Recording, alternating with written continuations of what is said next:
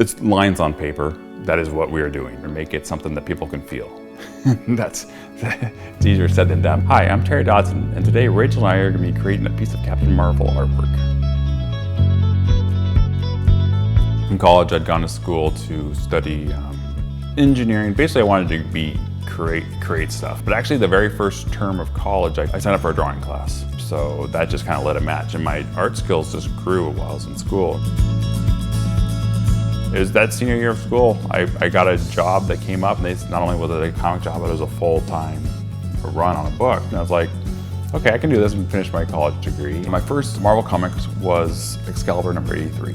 It's actually one of the best stories I've still to this day have drawn. Halfway through drawing that issue, they signed me up for a fill-in of X-Men. I was in the X-Men office off and on for those next 2 or 3 years. With Carol Danvers, I've done 2 of the versions together, but the new version of her is so iconic now. For the 80th anniversary, to be able to show all the versions of her together was pretty cool. The very first thing I do is to go to my sketchbook and draw up my initial ideas. I turn my approved sketch to a blue line and enlarge it to print size, print it out on paper. And that's not so much for the drawing, it's for the composition. If the whole piece doesn't work, I can't do the face. It's a fairly simple composition, but once I was happy with that, then I started working on Carol first. Once this face was established and that expression was right, the other ones just flow. And then I hand it over to Rachel, who then Rachel inks directly over my penciled page.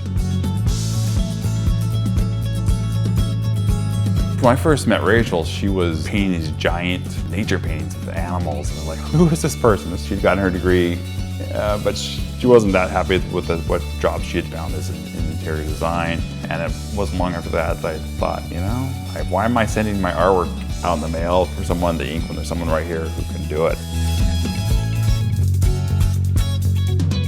So when Rachel and I started working together, all of a sudden my work improved almost overnight because I had put something down and she would do exactly what I was hoping she would do. So she inks over everything I do, probably 95% with a brush. What I try to do is schedule it so Rachel is ahead of the deadline so she takes her time, because less stress is good for the relationship and the marriage, and also she produces better artwork that way. So I always try to make the colorist have to eat that deadline, which is me.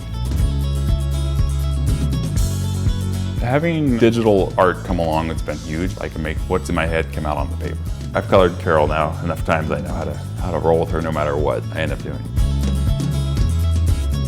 What I do is I call it Hollywood lighting, where they're actually kind of in shadow, but there's still highlights on the front of them, because as an artist, you are manipulating light to make things look three-dimensional. And so I just do that same thing with my coloring. They're going to be backlit with a warm rim light on them because they're going to be kind of in front of a sunset. This is the cherry on top right here, boom.